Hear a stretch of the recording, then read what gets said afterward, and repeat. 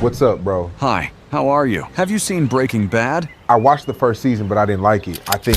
Okay, what this idiot said is not true. But I didn't say anything, you motherfucker. Shut up! You said you didn't like the first season, and that is scientifically improbable. Look, I'm going to tell you something, and I hope, for your own good, you pay attention.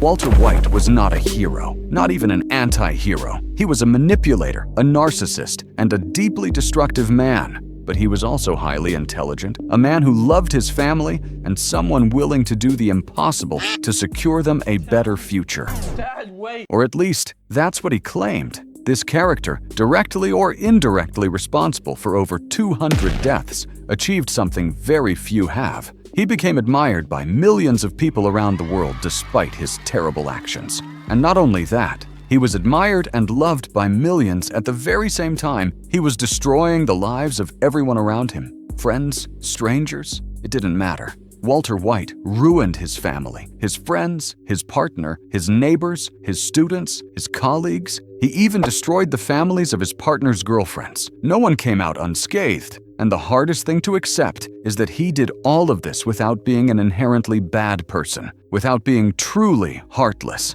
But here's the most fascinating part. Even while knowing that what he did was destructive, we still idolize him. And I include myself. Look at this hat and these glasses I bought. Do you like them? Tell me in the comments. That's the thing. We repeat his lines, justify his actions, and turn him into an icon. I've watched Breaking Bad 6 times, so at the very least you owe me a chance to watch this video until the end. I think you might be in for a big surprise, because I'm going to show you what you've preferred to ignore. We won't just talk about the evil and brilliance of this man. We're going to unmask Walter White as one of the most perverse figures in contemporary fiction, and we're going to understand him completely in all his complexity as a human being by examining his mental structure. After watching this video, you'll see Breaking Bad from a very different angle. Forget morality or cheap cliches. We're going to reveal who Walter White really was and why he belongs in the top 10 most extraordinarily fascinating characters in film and television history. What lies behind Heisenberg? Consider subscribing because you've just found Heisenberg Files, the best channel on the Breaking Bad universe. Part 1. The Invisible Man.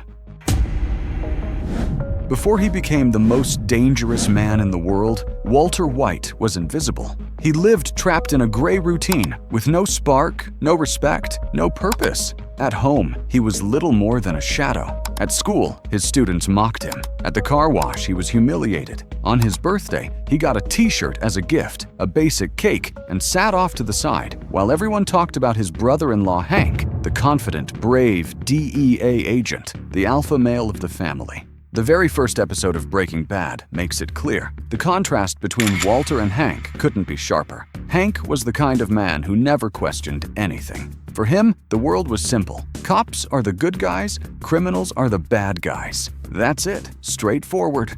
There's a key scene where Walter tries to start a philosophical conversation with him. Hank hands him a forbidden Cuban cigar.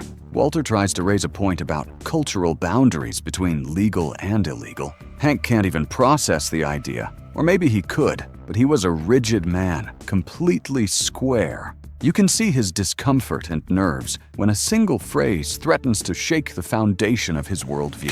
Funny, isn't it, how we draw that line? Yeah, what line is that? Well, what's legal, what's illegal, Cuban cigars, alcohol. You know, if we were drinking this in 1930, we'd be breaking the law. Another year, we'd be okay. Who knows what will be legal next year? You mean like pot?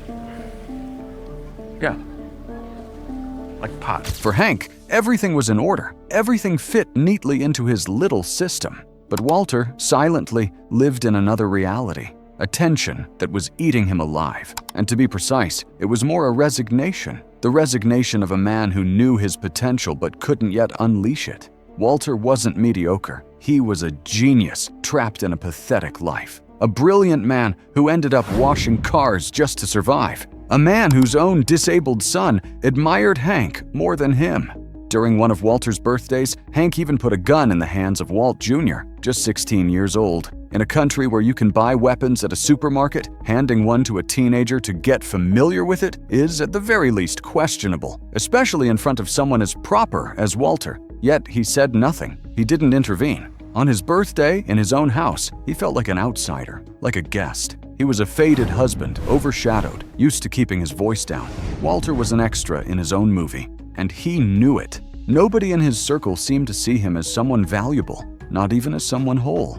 But here's the deeper truth. Walter couldn't stand being invisible. That was his real wound. And the curious thing is that the very environment that ignored him was the one he had chosen for himself. He had built a life that suffocated him. But why? And this is where we start to peek behind the curtain. What was hidden inside Walter White? Walt was a man who had never made peace with who he was. He had buried his pain, his frustrations, and his hunger for recognition. And by doing so, he built a small, suffocating existence. Nothing challenged him, but nothing made him feel alive either. He lived in fear. He didn't lead. That's why things like Hank, disrespecting him in his own home, happened so naturally. That inner repression over time turned Walter into a resentful and vengeful man. He was not someone who settled for little. Deep down, he felt he deserved much more, that he was above average. In some way, he may have even believed the world owed him something, but since he couldn't express it, he repressed it. He disguised it as humility, as resignation, as rationality. That is the true origin of the monster, and soon you'll understand everything. And what's most interesting is that Walter had already lost everything long before the story even began. This is not a minor detail. Pay close attention if you care about this subject, because before Breaking Bad ever turned its cameras toward Walter White, something had already happened. Maybe the most important thing of all. To put it simply, Walter carried the guilt and frustration of having made choices that condemned him to that gray, lifeless existence. Yes, you know what I'm talking about. I'm talking about gray matter. Part 2. The wound that never healed. If we truly want to understand the origin of Walter White's darkness, we can't look at the cancer. We have to go back much earlier. Gray matter wasn't just a company, it was his baby, his creation, the product of years of study, deep thought, and scientific intuition. But more than that, it was his chance to build a different kind of life, a bigger life, a life worthy of his ability. But that life never came. Something happened. The show never fully explains why Walter walked away from gray matter, but there are clues. Gretchen, his former partner and girlfriend, came from a wealthy, elegant, educated family. Walter didn't. He came from a different world, and every time he shared space with that privileged environment, he felt smaller. As if his intelligence wasn't enough, as if his worth as a man evaporated in front of people who were confident, charismatic, functional, and richer than him. So he ran. He left her. He left the company. He abandoned it all. And the worst part? Gray matter became a multi-billion-dollar corporation. It changed the lives of his partners. Meanwhile, Walter's life went down another path. He took a job teaching high school chemistry to uninterested teenagers, students who mocked him. He picked up a second job at a car wash, where those same students humiliated him all over again. He had a son with cerebral palsy and another baby on the way. Now imagine what it feels like to watch someone else live the life that should have been yours every single day. To see your name erased from history, that doesn't go away. That leaves a wound so deep that in Walter, it wasn't just open, it was infected. And to make matters worse, he now faced a terrifying situation that would crush whatever hope he had left of providing for his family. But we'll come back to that. To wrap up this introduction, let's make one thing clear. The reason Walter abandoned gray matter was because of his own complexes, insecurities, and repressed feelings. And we can prove it. When Walter began cooking meth, he lied to Skylar, telling her that his treatments were being paid for by his former partners. In Season 2, Episode 6, Gretchen confronts him after discovering the lie. They meet in an expensive, elegant restaurant with calm music playing in the background, Gretchen's territory. That setting is symbolic. So you didn't tell anyone? You didn't tell Elliot? Not yet. What does that mean? That means exactly what it means. Being with her meant Walter would have to change who he was. In that world, he never felt enough. When she asks him, "What happened to you?" "This isn't you," he explodes. What would you know about me, Gretchen? What's your guess exactly? What happened to you? Because this isn't you. What would you know about me, Gretchen? That I should beg for your charity? That you'll wave your magic checkbook and somehow erase everything you and Elliot did to cut me out of the company? Gretchen replies, "That's not what happened." And Walter spits back, dripping with contempt, the rich girl counting her millions. That moment is crucial because it's not just anger, it's deep pain. It's the pain of feeling excluded, inferior, as if his talent alone wasn't enough to earn him a place in that world.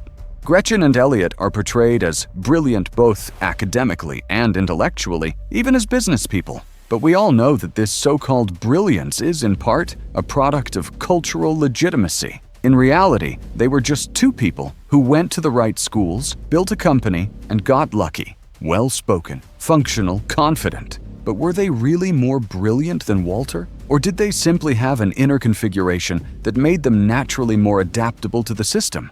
Walter knew all of this, and he couldn't bear the fact that he had lost his place. What made it worse was that his pain came from knowing, deep down, that the original merit had been his. And now, that merit was in someone else's hands. He even accused Gretchen of building a little empire on the back of his research. The truth is, if Walter longed for anything, it was to build his own empire. And in his mind, his friends had given him $5,000 and walked away with the empire he had started. But if we want to understand the true origin of Walter White's evil, we need to pay close attention to what Gretchen once said.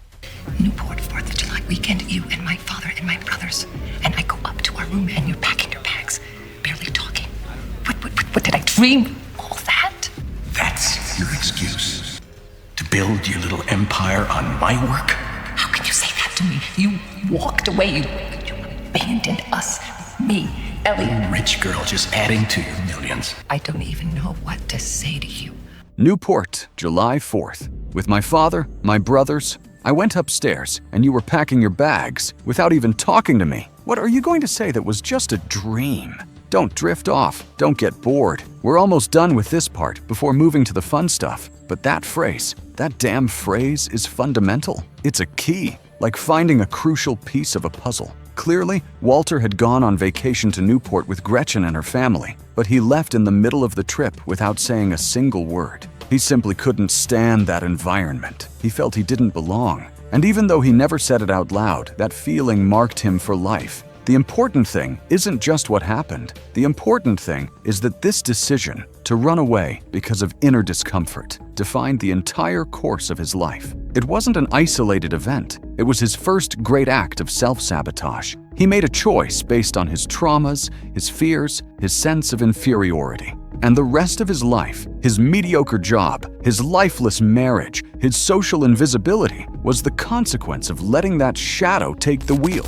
Walter's shadow was steering his decisions. Almost all the pieces were in place for his life to be different. A partner with powerful contacts, a brilliant, beautiful woman with emotional intelligence who loved and understood him. But when surrounded by people he perceived as better, something broke inside him. His inferiority complex came alive. He didn't know how to integrate, didn't want to ask for help. He chose to play the victim, and he chose to leave. After that, Elliot bought his share for $5,000. The company grew. Gretchen and Elliot fell in love. They were happy. And Walter began an ordinary life with a wife who didn't understand him, a disabled son who admired a cocky cop more than his own father, 2 jobs where he was constantly humiliated and made to feel like nobody. It was the same pattern he had lived before, feeling less and being publicly diminished. But one day, everything changed. Part 3. The pressure cooker finally blew up. Walter White didn't become Heisenberg overnight. The monster that pushed his genius and his traumas to the extreme wasn't born with a hat and a pair of glasses. He was the product of a slow, silent accumulation, a pressure cooker that for years simmered with resentment, frustration, and the desperate need for recognition. And eventually it exploded. As we've said, he lived without respect, without authority, without passion. He wasn't seen.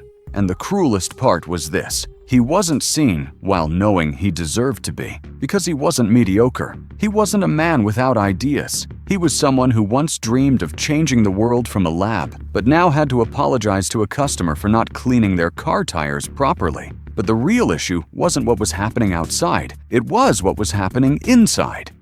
That inner pressure cooker was sealed shut.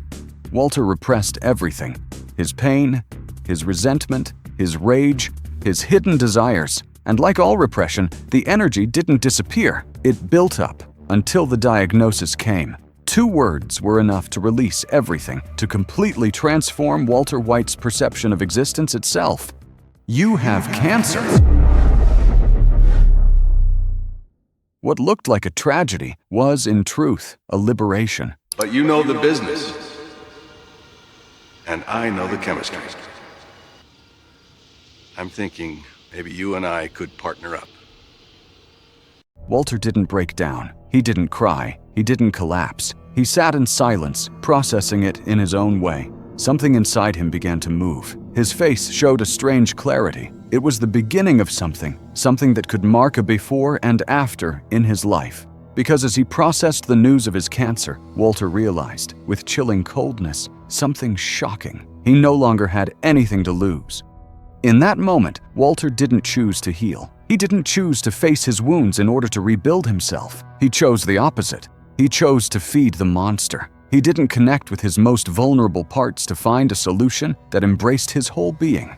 He gave power only to one side of himself: his rage, his ego, his hunger for dominance and control, his manipulative side. Instead of transforming his pain into something constructive, he used it as an excuse to become his worst self. And that's how Heisenberg was born, an identity built to avenge his wound, a persona with a twisted sense of justice and morality. Walter wanted to stop feeling small, and to do that, he needed control. He needed to impose his will, to prove to the world and to himself that he was still valuable, even if it meant doing so through crime. He would no longer allow himself to feel replaceable, rejected, inferior. He wanted to be feared, respected, obeyed. That's why he chose the most extreme path, methamphetamine. Because even though it seemed to be about the money, it was really about the power. It was about telling the world, "Look at me now. Look at the man you mocked." He wanted to create something no one could ever match. He wanted to feel invincible, even though inside he was still the broken man who had never healed. Part 4. The Mind of Walter White. Heisenberg is not Walter's true self. He is an identity unconsciously built from his repressed desires and emotions, from decisions made out of fear. From a traditional psychological perspective, Walter White was a narcissist. And we're not just talking about a vain or arrogant man. We're talking about clinical narcissism, according to the DSM-5 criteria. A condition marked by grandiosity, a compulsive need for admiration, and a profound lack of empathy. A disorder that doesn't always show on the surface, but works like a silent force, decisive and constant, behind every choice he makes. From the very first episode, Walt shows behaviors consistent with this disorder. He isn't just intelligent, he's convinced he's superior. He believes his genius is misunderstood, that his sacrifices aren't valued, that the world has ignored him unjustly. And the most dangerous part, he believes he's owed something. As if life itself owes him recognition. That's what makes him dangerous. Because when someone believes they deserve more than they have, and at the same time feels the world has turned its back on them, that resentment, if not confronted consciously, turns into emotional dynamite. Just as Walter's insecurity pushed him to walk away from gray matter, that same insecurity, once transformed into rage, drives him to build his own empire, no matter who he has to destroy to get there. And it's not just my opinion. There are studies, clinical analyses, psychiatrists, and even countless Reddit threads that all agree. Walter White embodies the darkest traits of pathological narcissism. An article titled, "The Best in Every Way, a Clinical Diagnosis of Walter White," states that his interactions and his self-image are textbook examples of the disorder. Psychiatrist Eric Bender put it bluntly, "Walt was a narcissist from the very first episode.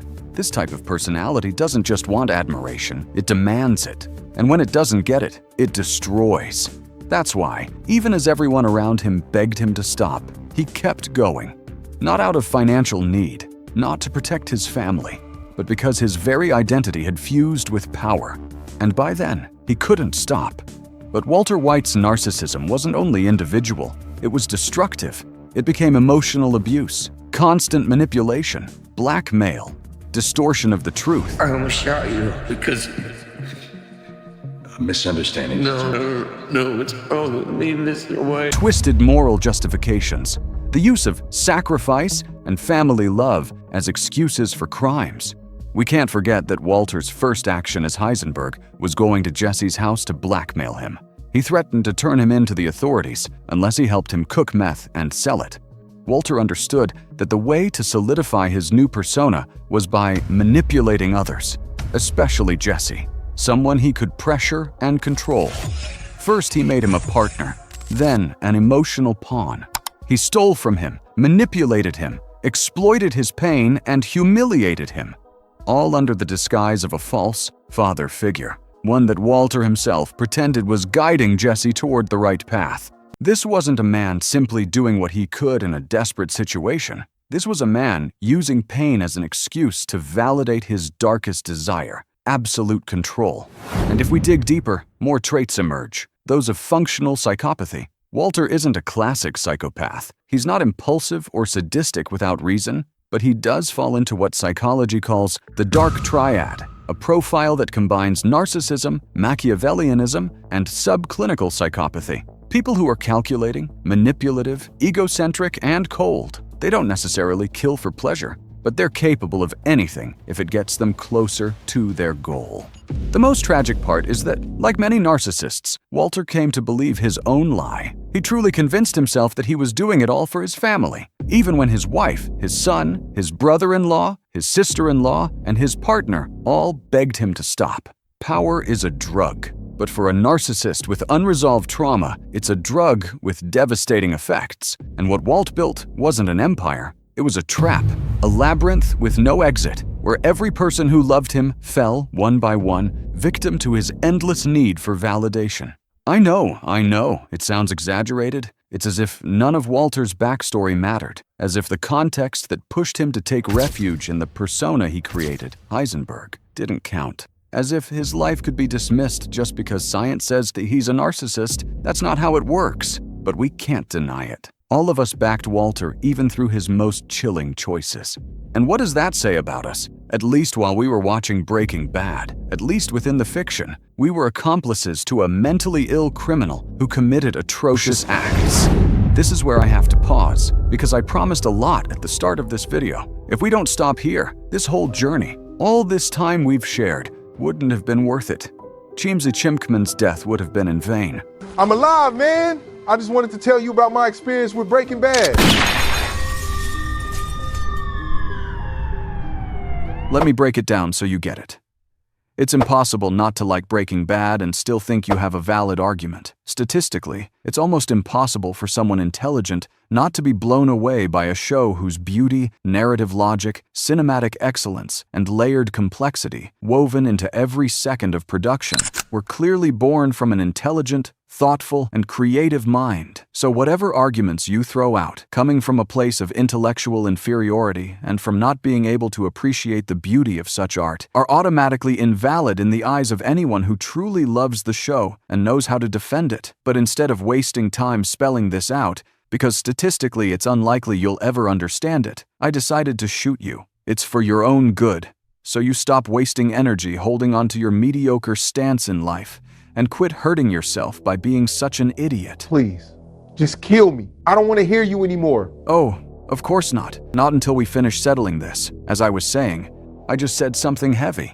We all know Walter crossed the line. He killed innocent people. He went way too far. Yet we also watched him being humiliated in his personal life and facing one injustice after another. And that's why we stood by him episode after episode. In a way, the pilot of Breaking Bad is Walter's calling card. It lays out every reason he'll later use to become Heisenberg. The first episode is a proposition. Here's Walter White. Here's what's happening to him. Here are his motives and his plan. Now you've got 6 full seasons to decide how far you'll go with him. And yes, we went with Walter to the very end. We kept wanting him to get away with it, for his plans to work. Personally, the moment he allowed Jessie to be kidnapped and said, "I watched Jane die. I was there. I could have saved her, and I didn't." And I watched her die. I watched her overdose and choke to death. I could have saved her, but I didn't. That's when I let go. I don't know about you, but that was too cruel for me. And still, somehow, he pulled me back in later, because this puts us in a strange place. We end up defending and enabling a killer responsible for over 200 deaths, a man who manipulated a young kid and wrecked his life, who destroyed his own family. Why do we empathize so much? Why is it uncomfortable to think badly of Walter White? The answer is simple. Walter White, Heisenberg, could be any of us. We identify with him more than we want to admit, and that's purely a psychological matter. Hear me out. Walter was living a false life. Why? Because walking away from gray matter and settling for a life that didn't satisfy him proves he was living from self-devaluation and low self-esteem. He felt smaller next to Gretchen, smaller next to other people's wealth, out of place at school, humiliated at the car wash. He never questioned that. He never treated that psycho-emotional state as something to examine. He felt lesser, like a failure, a weak man who knew he had potential but believed he was defective. Inevitably, that bred resentment, and all of those emotions and thoughts stayed hidden from him. They operated out of sight, unconsciously steering his thoughts and, of course, his decisions. Those decisions cemented the new personality called Heisenberg, a side of Walter White that began to operate almost independently, born from resentment, suppressed anger, and low self-esteem. These emotions came from seeing himself as a failure trapped in a mediocre life, from believing that his former partners had stolen his company and his future.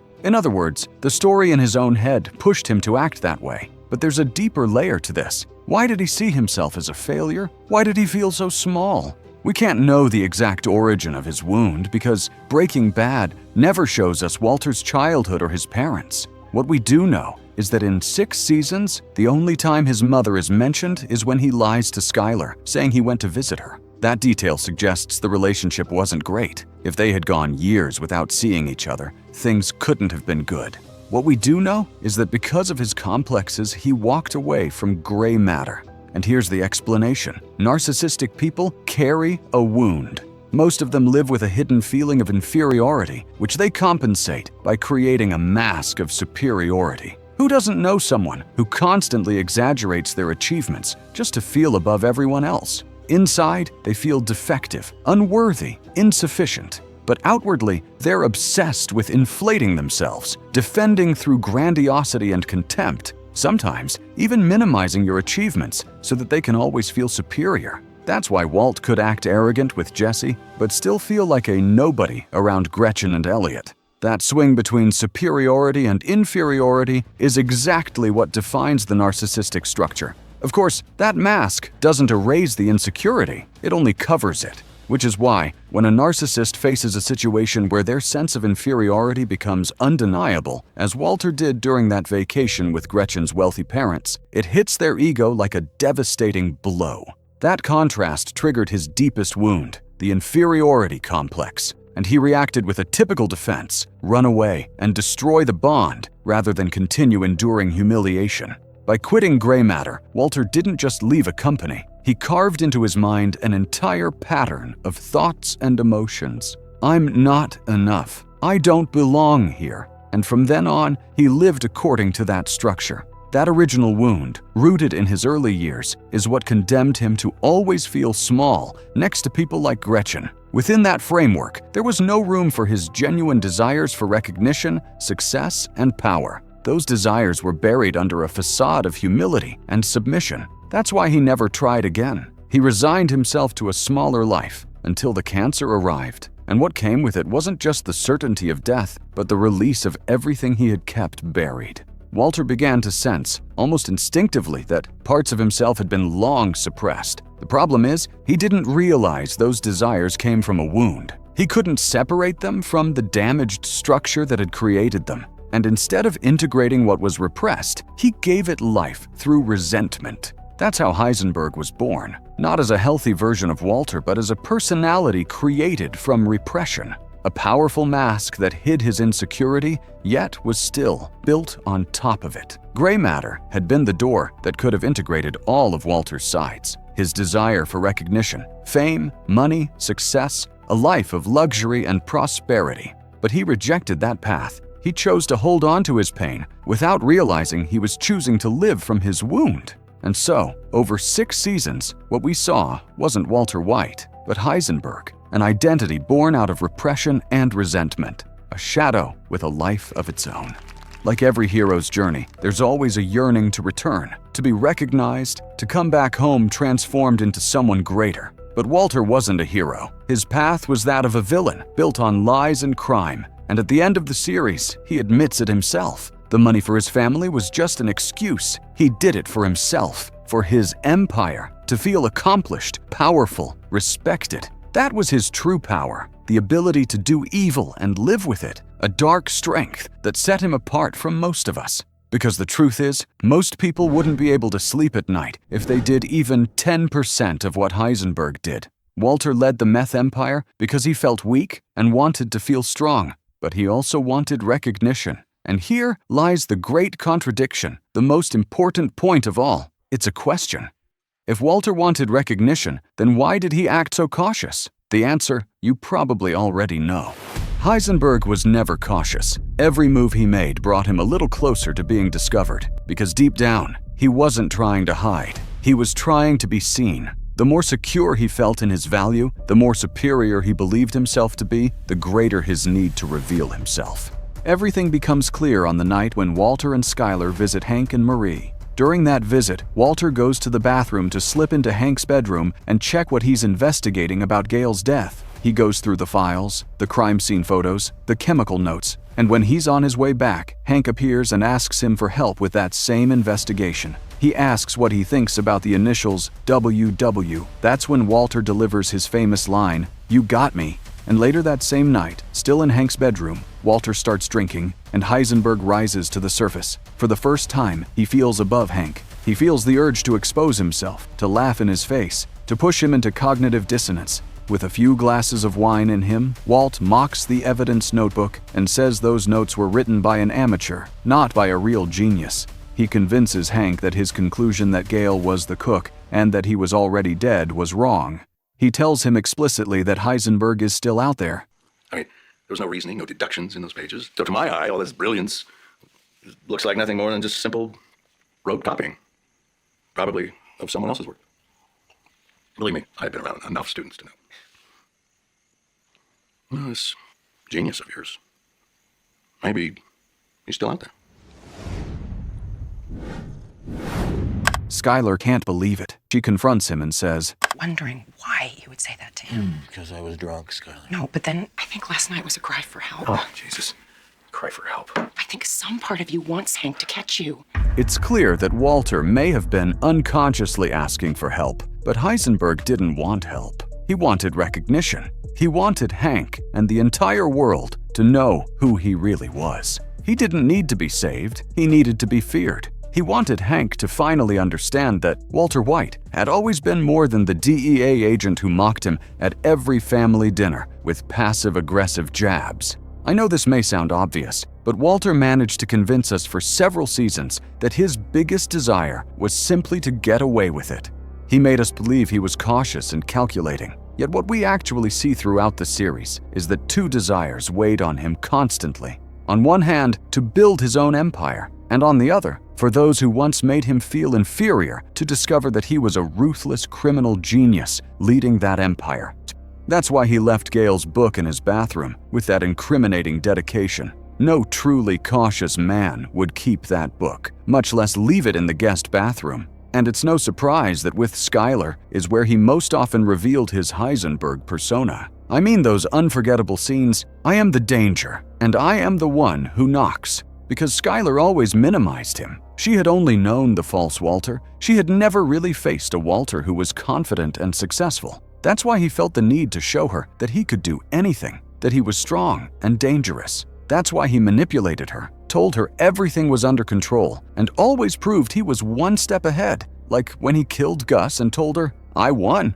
In some ways, Walter also wanted to punish Skylar, and that was part of the series, whether we like it or not. Walter White punishing his wife, because to him, she represented his failed, mediocre life. To Walter, Skylar meant going back to what he most feared, being a failed, poor, sick, and weak man. And we can't leave out the end of the series. When Walter sees Gretchen and Elliot on television talking about gray matter, saying he had barely put his name on the company and hadn't contributed much, his deepest wound is triggered again, the wound of denied recognition. According to Walter, it had all been his research, and so he decides that before he dies, he must settle that score. He breaks into their house, intimidates them, and forces them to launder his money so it will reach his son. It's not just a practical move, it's a symbolic strike against the rejection that haunted him his entire life. After that, with no house, no family, no name, he makes the last decision that can still return him a shred of dignity, freeing Jesse. In the closing act of his life, Walter carries out 3 final moves. He secures the inheritance for Walter Jr. He gives Skylar the information that can clear her from legal trouble, and he takes out the men who had Jesse enslaved. There's no full redemption, but there is brutal clarity. For the first time, Walter doesn't lie to himself. I did it for me, not for his family, not for love. He did it for power, for validation, to feel like someone. That is the core that makes his ending perfect. Walter dies in the only place where he ever truly felt alive, the lab, the place where his talent shone without judgment, where his knowledge made him a god. His death is not accidental or poetic. It is confirmation that he could never escape the wound that chased him since gray matter. The same man who once fled a world where he felt inferior built another to prove himself superior. And in the end, he was consumed by that very cycle, devoured by his own mechanism. And now the uncomfortable question, why did we support him so much? It's not enough to say we admired him. We supported him because we recognized in him something that also beats inside us. Not all of us cook meth, but we do know what it's like to feel invisible, unrecognized, or to live with the suspicion that we deserve more. And like him, we repress those feelings. We disguise them as humility, sacrifice, obedience, until, without realizing it, that repression starts building another identity that takes the wheel for us. That's what Heisenberg was, the shadow taking control. And that's what's unsettling, because Walter shows us you don't need to be a criminal to live under the rule of a mask. All it takes is refusing to face what hurts. All it takes is denying it for years. Cancer didn't create the monster. It only opened the door. What was repressed came out, took form, and became fate. That is Breaking Bad's brutal lesson. What we fail to integrate within ourselves eventually becomes the story we live. That is Walter White's legacy. Not the empire, not the money, not the crimes. His legacy is the reminder that we all carry a potential Heisenberg inside us, and the real difference is whether we choose to integrate it or let it rule us. It is a work of art that expresses the main problem we face as a human species. It is a contemporary, ever more contemporary representation of the human condition, ignorance. The life of an ignorant man. A person who cannot organize his mind and his life in order to experience a desirable, brilliant, and beautiful existence. We do not understand where our potential lies, nor our strengths and weaknesses. In other words, we do not know who we are. We lack self-knowledge. As human beings, we are not naturally equipped with the ability to truly understand what is happening within us at every moment. It is a disconnection from our inner power, an inner power that could lead us to a better life. A power that could have shown Walter that the only thing he was doing by becoming a meth cook was projecting his resentment and the negative emotions that came from not living the life he longed for. He projected all of that unconsciously into the meth business, using his genuine desire to provide for his family as a justification for it. Yes, I know. You've just found the best Breaking Bad channel, the one that makes you feel like you're watching Breaking Bad again for the very first time. Subscribe, hit that like button, and tell me what you think of this video in the comments. Okay, bro, I like Breaking Bad. All of that sounds interesting, but could you help me? Say my name. Heisenberg Files. Or maybe Cheemseiberg. Tell me in the comments which name you like more, and of course, feel free to share your thoughts on the video.